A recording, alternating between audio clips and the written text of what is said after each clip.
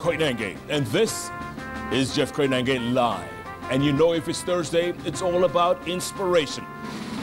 What a story we have for you tonight, especially when a lot of you keep telling me, why don't I bring ordinary Kenyans to the bench?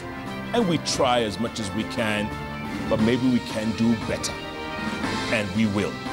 And we are. In fact, my guest's wife wrote to me not too long ago and said, I think you should feature my husband. I don't usually pay much attention to such messages, but this one was a little special because it had with it a book that her husband had just written several years ago. It's called I Want Me Back. It wasn't his first book. He had written one several years before that. In fact, he's written a total of 7 books, and he's working on his 8th. His first one, many of you may remember, Fruitful and Quality Life, written about 13 years ago, back in 2002. His other book, Top Positioning. It's all about motivation, lifestyle coaching, letting people feel good about themselves. I call it Ordinary Kenyans Doing Extraordinary Things. Sit back. If you need motivation, if you need inspiration, if you need to get your mojo back, this is the show for you. My guest tonight, Stephen Kigwa, author, lifestyle coach, you name it, he's the man about town. His Twitter handle is @skigwa. Mine is @Koinange Jeff. The hashtag is JKL. And JKL begins right now. Stephen. Yes. Good to see you, man. Thank you. Congratulations. Thank you. Happy belated birthday. Oh, thank you. I heard you turned 19 earlier this month, 39 earlier this month. No, come on. I turned 20 for the umpteenth time. 20 for the umpteenth time. Yes. You're 39, you're 10 years younger than I am. Oh, really? And you've written 7 books? Yes. Congratulations. Thank you. You know, your wife, yes, I tell you, man, she's special. She wrote to me and she sent this book to me, I Want Me Back. Yes. And I'm telling you, these are the stories Kenyans should be reading, because these are stories that they can relate to. And there's a part in this, and we'll talk about the other books, but there's a particular part in this, yes, when you were living, you were paying rent to some landlady or landlord. Yes. And it came to a point where you couldn't pay it anymore, you couldn't afford to pay it. That's correct. Go on, tell the story. Interesting. That was some years back. Yeah. Stayed in someone's place, and I was trying to make the ends meet. And at some point, I couldn't even pay the rent. But the lady was kind to me. She told me, Stephen, I think you have stayed here now for 10 months. You've not been able to pay rent. Why don't I give you a smaller house? You stay there, perhaps you'll be able to pay that. Well, we sat down and I said to her, I think even if you give me a smaller house and I'm still staying away from town, I'd rather stay closer to town where I will not have to pay fare to when I'm hustling out like that. And so she allowed me to go. She told me, when you get the money, come and pay me. And I went, and she forgot all about it. And years later, I actually went back to her. And I knocked at the door, and she opened, and I asked her, do you remember me? She said, not quite. I said to her, I'm the guy who used to live in that house. And I went away before I paid you arrears of 10 months, and here is the money. You gave her a check? I gave her cash. Cash? And How much? It was 40,000 because I was paying 4,000 a month. Yes. And she told me, ever since I was born, I have never seen a tenant move out and come back later to pay the rent. Whoa. Yes. What made you do that, Stephen?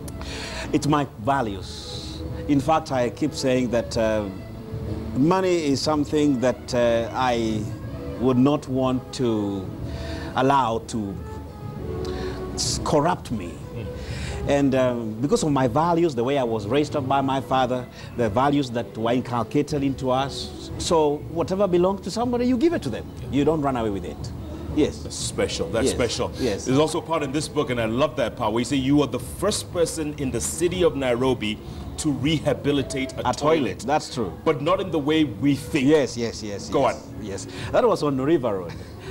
I was tired looking for a job because I walked all over town, going to industrial area. Everywhere I went, they would tell me, we don't have vacancies, or do you have experience? And I said, why don't I do something that will allow me to, create or generate some money? And so I identified a toilet on River Road. There was a building that once collapsed along River Road. It was actually in that building. So the toilet was not being used. So I talked to the landlord and I said to him, can I use this toilet? He looked at me and said, young man, what do you want to do with an old toilet? And I said, just let me use it. I will show you what I do. So what I did, I got a gentleman who was like my father in the city who funded me. He gave me money. I went to Gikoba and I bought Tiba, covered the toilet bed, did some shelves, had a table there and a chair, and he bought me a computer. And I sat there and I started doing graphic designing there. So the toilet became your office? It became an office. And I used to go there dressed up in a suit and a tie, and people used to tell me, man, you don't belong here. And I used to tell them, man, I don't belong here, but I have to start somewhere. I know where I'm going. Was it smelly? Occasionally, when there used to be a blockage with the sewer, you can imagine what used to happen in Nairobi. This happens a lot. I remember one day I woke up and I was like, oh my God, look at what has happened. But anyway, we had to survive. My goodness. Yes. And these are the ordinary kinds of stories that people need to hear, because a lot of people get so depressed, they lose hope in life. Yes. They feel helpless, and they don't want to go on. Yes. Right? Yes. I mean, stories like these, is that why you write these books, is that? You know, if you ask me why I write books, number one is because it expresses who I am. And number two, I want to reach out to somebody and I tell them, look, the problems that you have are not uncommon. In fact, people who have similar problems or even more difficult problems than what they have are not rare in this world. There are many. There are so many examples out there of people who have overcome challenges, people who are moving on, people who have picked themselves up from being laid off, from being fired, and all that. There are so many. And I tell them, there is hope. You can do it. You can make it. Yes. Have you been in that position, Stephen? Have you been at the lowest of lows? Oh, yes. Oh, yes. Jeff, before I even started doing what I do now, I remember there was a time I used to stay in slums, in Kawangware slums, and I used to be hosted by a gentleman. We used to live together called Naftali. He's no longer here. He went to US. But we used to stay in slums, in the slums of Kawangware, and I can tell you I know the shortest route from Kawangware slums to town. We would cross over to Kangemi, then we would walk along Wayaki way down to town, and mind you, I do remember most of those times we didn't even have dinner the previous night. So you would walk down, you are tired, you are exhausted, you are hungry. And I remember at one point, near the ABC place, I sat down because I was exhausted. And I started asking for people to give me a lift. And of course, everybody was just zooming off. Yeah. And I remember looking at them and saying, I wish you gave me a lift. One day you would have been proud to say you helped me. And I said, one day I'll drive down this highway, the same way these guys are driving down. Because they have the same brain as me. Absolutely. Yes. How long did you do that, Stephen? That was like a whole year. That was like walking. Morning and evening. Morning and evening. Walking to town. Sometimes we would go to Gara. We had some friends there. If we were unable to go back to Kawangware, we would those friends of ours who used to host us. And what would you be doing in town? Is it Kibarua? Looking for a job, Kibarua. I used to do cash jobs, you know, moving tables in offices and all that. Move this, and I had a degree, mind you, but I was saying, I may just do something, otherwise I don't want to just sit at home and do nothing. I'd rather do something. You see, when you start doing something, it's when people begin to notice you. If you just stay inside, indoors, no one will notice you. No. You need to move to where people are. Absolutely. Yes. So what was the turning point, Stephen? What was that turning point where you said, you know what, enough of this, I'm going to do this? When I used to stay in Kawangware now, that's when I thought, why don't I start doing something? That's when I went to rehabilitate that toilet. I did it for a year or so, and after 1 year I thought, wait a minute, this is not taking me anywhere. I can't even survive on this really, because the business was not doing very well. It wasn't my line. I just had to do something to live. So at some point I got a job at Temple Road High School as a teacher, untrained teacher, and my salary was 3,500, and of course that was not even enough to pay my rent. It wasn't even enough to buy me clothes, even to pay bus fare and to educate, to pay bills. It wasn't enough. After 1 year, it faithfully. I taught for 1 year faithfully, and after that I said, no, I cannot keep working here. I quit. Couldn't you ask for more money? I did. Actually, I do remember I did something very weird, Jeff. I actually went to the bursar in that school and I asked her, how much money do you collect at the beginning of the term? And she told me. And I said to her, what are the overheads here? She told me. So I did the quick math and I discovered actually that the owners of the school were making clean 500,000 Kenya shillings every month. Every month? Every month. And I was like, I went to the teachers in the staff room and I said, guys, why don't we ask the administration to hike our salaries? They said, Stephen, it seems like you have gotten another job. You want us to be fired. Nobody came forward. But I went to the principal, who was the owner, and I said, sir, I think you'll attest, and my students are my witnesses, that actually I do a good job. Why don't you think of upgrading on salary? I said, Stephen, if you don't want to work here, you can as well go. And I say, thank you, sir. Thank you for the opportunity I've had. And I left. You walked away? I just walked away. He couldn't raise that 3,500. He couldn't increase it. He couldn't. What a shame. That's his loss. Yes. Does he know where you are now? But I thank God he did that. Otherwise, perhaps I would still be stuck there. You'd still be there. Yes. So, does he know where you are now? No, I don't think he does. But maybe on this now he will know what I do. Okay, so the first book came out in 2002. Yes, and I did it while I was in college. It's only that I was not able to publish the book while I was in college. So I'd wait until I graduated. I actually went to Equity Bank, borrowed some money to publish the book and print the book. Yes. But the thing is, were you writing the book to make money, or what was the intention? No, in fact, my intention was not at all to make money. I didn't even know you could make money with books. Anyway, I was writing books the same way someone who is gifted in singing would like to sing, for people to love and listen to the music.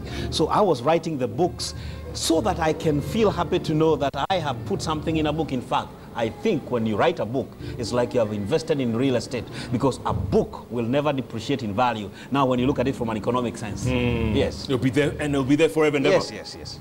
But 7 books later, and then you're working on an 8th? Yes. What inspires you to do that, Stephen? My motivation in life is really to educate people to live an optimized life. And if I have got to do that, if I put the ideas that are inspired in my mind and in my spirit, if I put them in a book will be able to go to a place that I will not be able to go. The same way this book got to you even without me knowing that my wife was doing it behind my back. Yes. You see, a book will go to places that I may not even be able. It'll travel. It will go, yes. And that's your intention? That is my inspiration, that someone will see the book, will read, will get an idea, will say, oh, this is a good thing, I can practice it, I can try it in my life. Yeah, do people come up to you, Stephen? Do they come up to you and say, hey, listen, man, Stephen Kigwa, wow, you really changed my life? Do you get people come? One day I was doing with the shopping at the Sarit Center. Actually, I was just idling, if you may say so. And I had someone nudge my shoulder and I turned. It was a beautiful young girl. She said to me, excuse me, are you Stephen Kigwa? And I said, yes. She said, just hold on. And she disappeared into the crowd. I was left standing there, you know, like a telephone post. Yeah. So I saw her coming holding a gentleman on one side and a lady on the other side. So she came and she said, Stephen, this is my mom. This is my dad. Then she said, Dad, Mom, this is the guy I told you who came to my school at Kabare Girls when I was in Form 2, and the things that he spoke changed my thinking, changed my life. I get that a lot. Wow. Yes. What did the parents say? They were like, oh, thank you very much. I mean, and let me tell you, that kind of feeling, no money can give you that kind of feeling. It's so fulfilling. It's so fulfilling. Yes. I feel overjoyed and I feel humbled when I meet people like that. Yes. This was what, Kabara Girls? Kabara Girls. Where's that? That is is it in Embu? Embu County? Or? Okay, yes, okay. Yes. And you do a lot of these talks in schools? I have been to thousands of schools. I've been, like I said today, I was actually in Thika High talking to the Form 3 guys. I was actually there last week, Part1 also talking to the Form 2s. This is my life. This is what I do. And what do you tell them? What do you tell Form 3s and Form 2s? A lot of things, man. Like, you know, I was talking to the Form 3s. It's a boys' school. And I was talking to them about being a man. I was telling them it's hard to be a man. It's very hard to be a man. And men have all along been misunderstood because the society expects us that we are supposed to behave in a certain way. But if you look at the statistics, they are shocking.